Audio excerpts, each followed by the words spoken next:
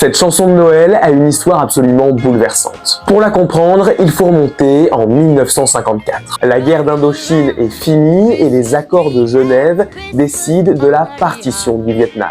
Guerre froide oblige, le pays se retrouve bipolarisé. La zone du Nord sera sous le contrôle du Viet Minh communiste, tandis que celle du Sud sera régie par un gouvernement autoritaire soutenu par le bloc de l'Ouest. Très vite, cette séparation fait débat. Certains militent avec violence pour la réunification du pays et d'autres soutiennent corps et âme cette division. C'est ainsi que, sans être déclarée officiellement, la guerre du Vietnam éclate. Les deux zones se font face, des révoltes sévissent en interne et en 1964, les États-Unis interviennent dans le conflit.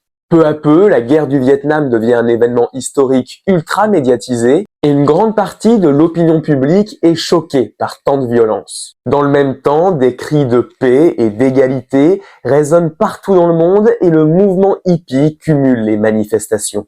La Californie devient un lieu de rêve et de nombreux artistes utilisent la musique et l'avènement du rock psychédélique pour prôner la paix.